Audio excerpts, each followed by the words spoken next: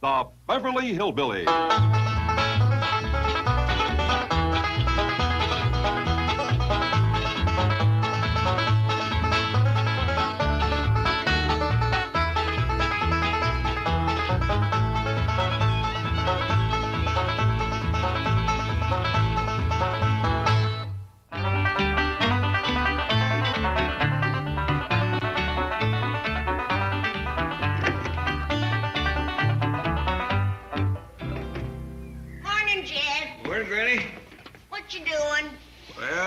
Mixing up a batch of mortar. I'm finally going to patch that hole in the foundation. Oh, good.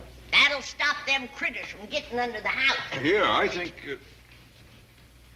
Granny, ain't you never going to take off that Davy Crockett cap? Not until the wedding day. Whose wedding day? Your daughter's. The glorious day when Ellie Mae Clampett becomes Mrs. Robert A. Crockett. Granny, we just met the boy yesterday. Ain't you kind of counting your chickens before he's hatched? Ain't nothing chicken about this boy, Jed. He's a direct descendant of the greatest hero that Tennessee ever produced. The one and only Davy Crockett himself. Granny, I ain't knocking the boy. I just don't think you ought to be making wedding plans. I ain't doing nothing. It's fate. Remember the saying, marriages is made in Tennessee. That's heaven. You been there, have you? Granny, you are something else. I like you too, Jed. Come on, let's go have breakfast. Well, I reckon this mortar won't set up on me in the time it takes to eat. Of course it won't. I'm fixing something fast this morning. What is it? Jackrabbit.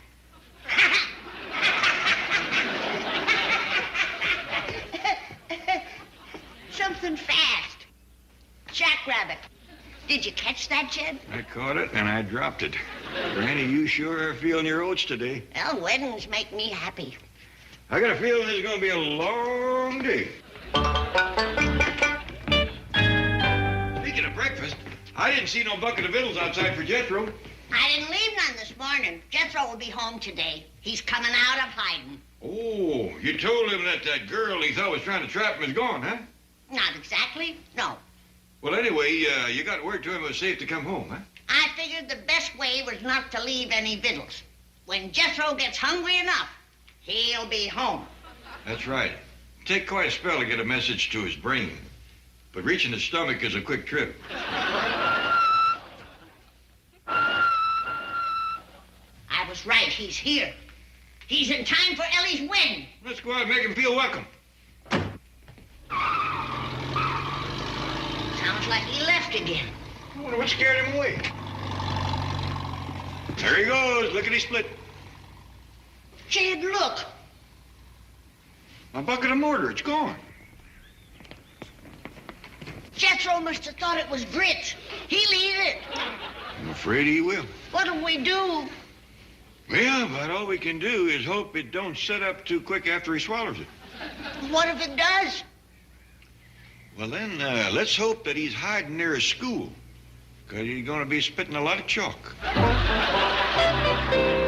Come on, Ellie. We'll have a showdown with Mr. Drysdale here and now. Well, Chief, you have finally sunk to a new low. Maybe not. What have I done? It was bad enough when you made Ellie's chimp wash windows and shine shoes. But your latest exploitation of that helpless little animal is simply outrageous. Oh, calm down. We found him 14 blocks from this bank.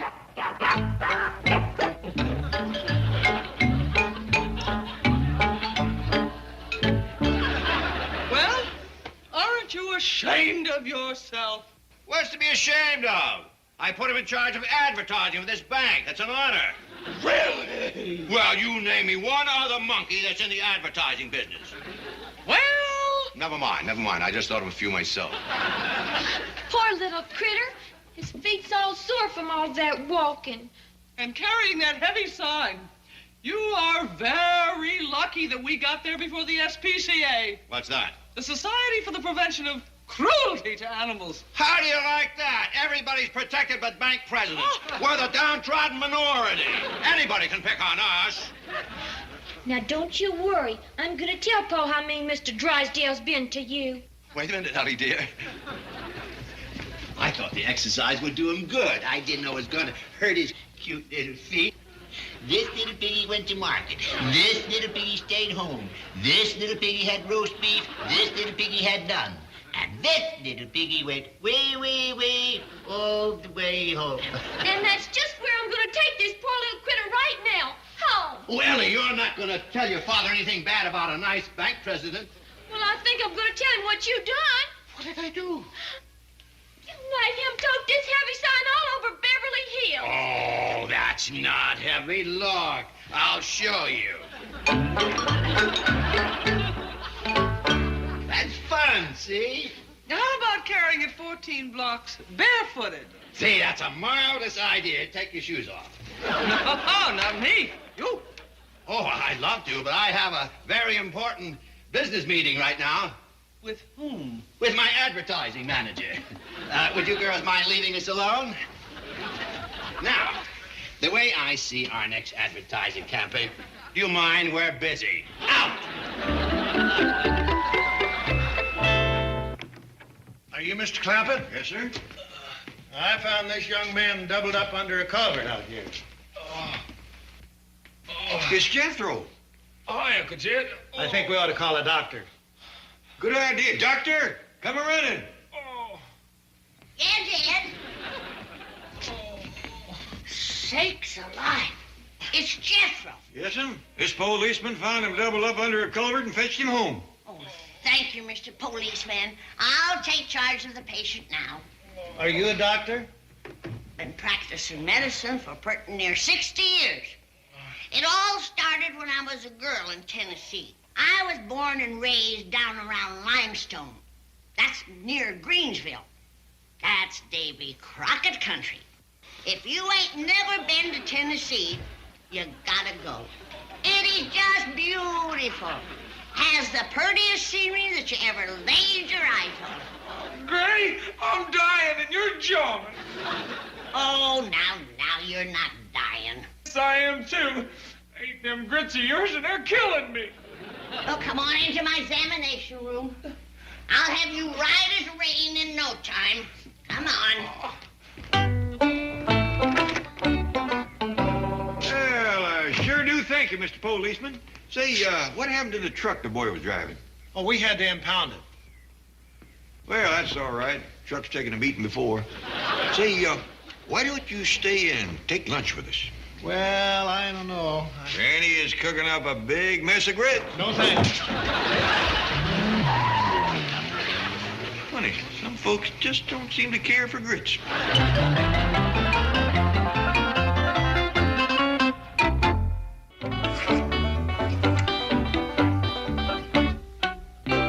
Oh, Miss Jane?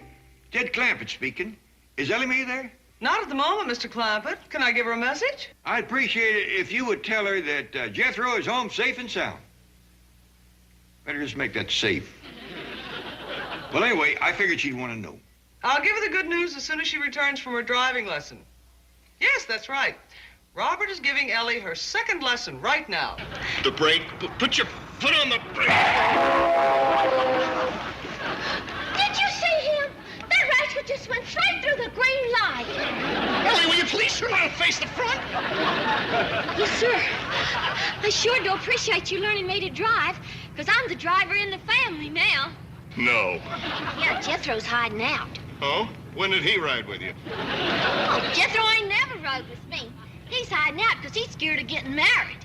He doesn't know what fear is. Your face is turning green. The light is turning red.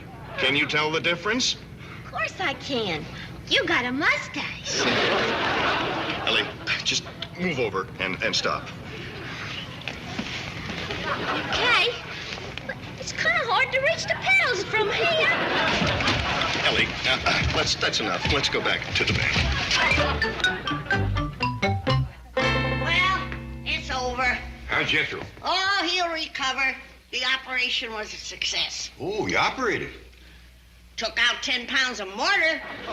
Got to cut him open, huh? No. I just reached down his gullet and pulled it out. First, I had to beat on his belly a little to bust it up. Well, I'm glad you didn't have to take the boy into surgery. Yeah. Oh, that reminds me. I can untie the goat now. Yeah, I noticed that goat tethered outside the back door. How come? Well, I wanted him ready in case I had to do a stomach transplant. Thanks for standing by, Billy. Glad I didn't need you. How long you figure it'll be before Jethro's up and about, Doctor? Well, Well, how about some victuals? I'm starving. does that answer your question? It does. Sit down, boy. We're glad to have you home. Glad to be home, Uncle Jed. What's for victuals, Granny? I'm fixing you something special in celebration of the wedding. You mean that Llewellyn is still waiting to marry me? No, I'm talking about Ellie Mae's wedding. Now, Granny. Well, who's she marrying? The direct descendant of Davy Crockett. Granny. He give me this cat. Davy Crockett? No, the 6th or 7th grandson. The one that's going to marry Ellie Mae. Granny, will you stop telling Jethro things that just ain't so? Uncle Jed, is Granny fibbing to me? He's bending the facts, mate. I knew it. You're trying to trick me into marrying that Llewellyn Aiden. Well, I'm going back into hiding. You see what you done, Granny? Don't forget to leave me a pot of victuals. You just wouldn't cross your bridges before you come. But this time, no grits, please. I'm back, Miss Jane. And thanks again for letting your sweetie give me another driving lesson. My pleasure, Ellie Mae. Where is Robert? Oh, he went to take a present to Granny. He sure is nice to her. How like him. So typical of a bird watcher. Kind and thoughtful. Yes, ma'am. He's just real interested in Granny. He's a darling boy. As a matter of fact, I have just dashed off a quatrain which describes him perfectly.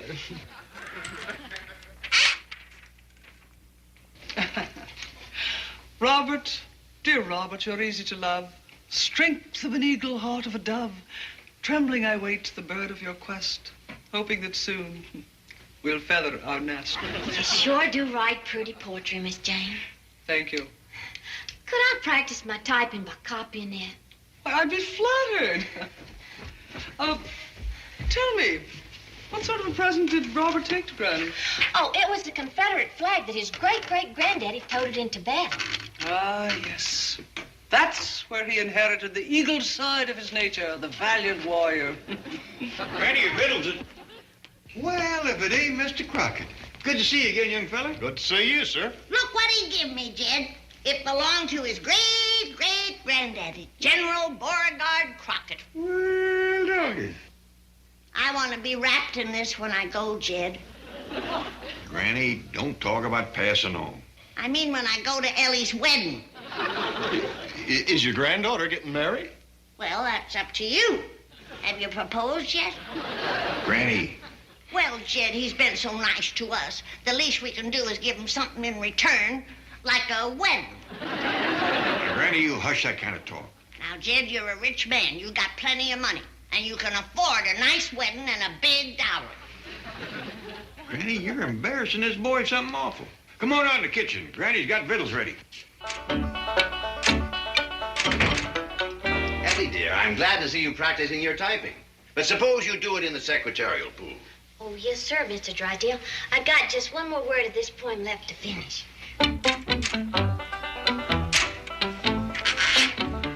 There. How'd I do? Very good indeed. A poem to Robert. Yes, sir. And where is that splendid young chap? Oh, he's up at the mansion giving a present to Granny. Robert, dear Robert, you're easy to love. She loves him. Ellie Mae Clampett loves Robert Audubon Getty. Oh, what a marriage that would be. The perfect mating of two beautiful fortunes. Miss Hathaway? Yes, Chief. Keep an eye on things. I'm on my way to handle the financial merger of the year. J. Paul Getty and J.D. Clampett. Now, you men folks sit down. We is gonna have grits, greens, and jowls. Them is real company victuals, Granny. I'm going to the pantry and get some of my hickory smoked jowls. Them is the best. Hey, Mr. Clampett, you started to tell me about Ellie Mae's collection of animals. That girl has got every critter you can name and some you can't. We got birds, bears, apes. Place is a regular zoo.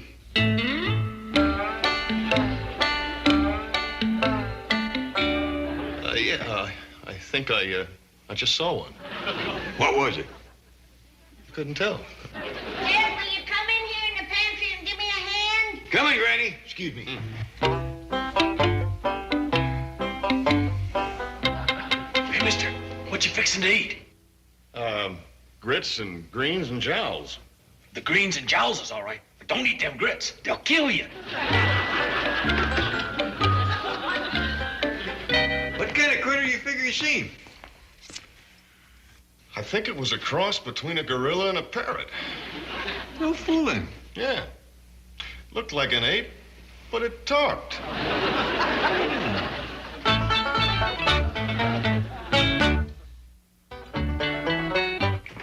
Well, I see you've gotten acquainted with this wonderful young man. Yes, sir. You betcha we have. Are you aware of the distinguished family from which he comes? You bet we are. Where do you suppose this come from? Well, offhand, I'd say from one of Ellie's critters. This come from old Davy himself. Swell. You know, I'm responsible for bringing Robert and Ellie together.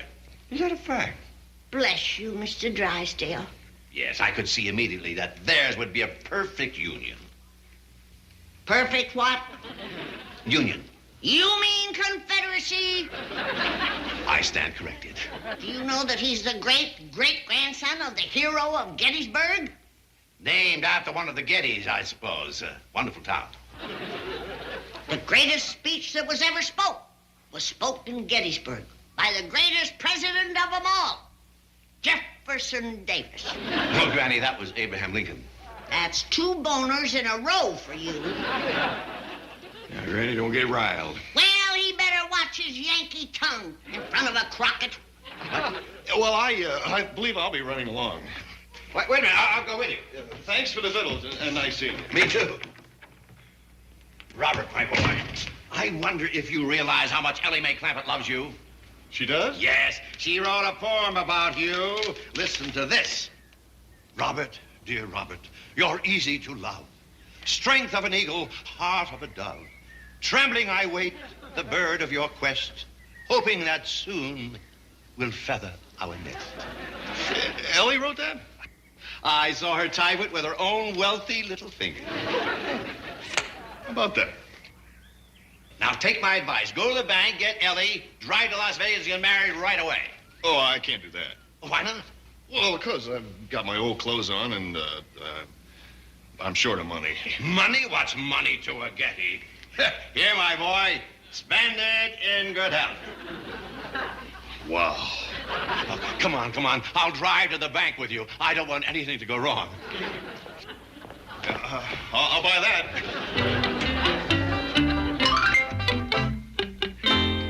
Now, Miss Hathaway, congratulate me. I brought off the merger of the Getty and the Clampett fortunes. Now come inside and take a letter to the Federal Reserve Bank. I want to tell them that if they run short, they can call on me. Well, I must admit, Chief, that was quite a financial coup, but... Oh, no, not again! You are not going to take advantage of that poor little animal any longer. Come on, baby. Who needs him? I can afford a regular window washer now. How did you manage to pull off that merger so quickly? Action. I grabbed Ellie Mae out of the secretarial pool, put her in the car with young Getty, and told him to take off for Vegas. Mr. Robert, if this here's another driving lesson, hadn't I ought to be sitting where you are? Oh, this isn't a driving lesson, Ellie Mae. We're heading for Las Vegas. Well, fair. To get married. You and me? Who else? I can't marry you. You belong to Miss Jane. Oh, not anymore. Not since you wrote me that beautiful poetic proposal. What are you talking about? Well, you know, the poem that ends, trembling I wait, the bird of your quest, hoping that soon we'll feather our nest.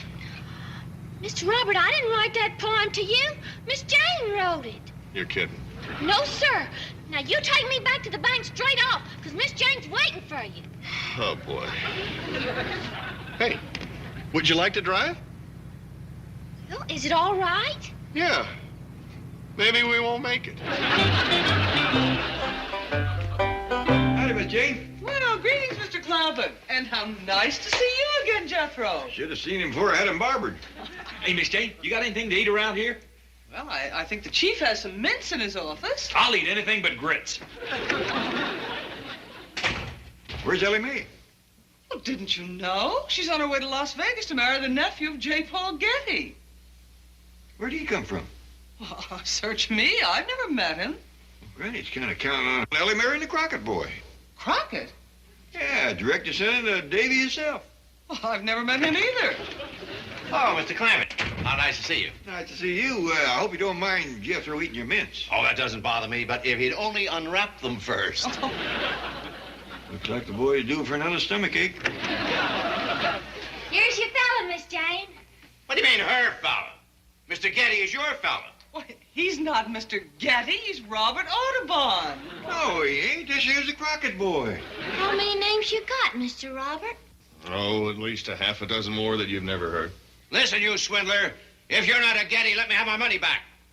Well, here's part of it. I had to put up the rest for repairs to Miss Hathaway's car. What?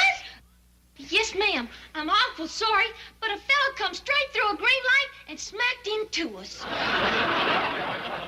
Young fella, if your name ain't Getty, Audubon, or Crockett, what is it?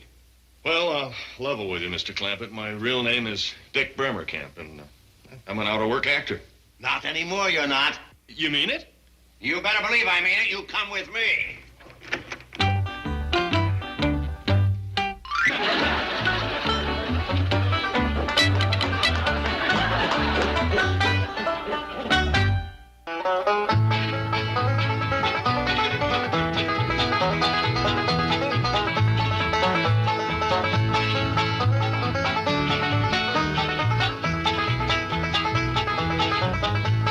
Now it's time to say goodbye to Jed and all his kin.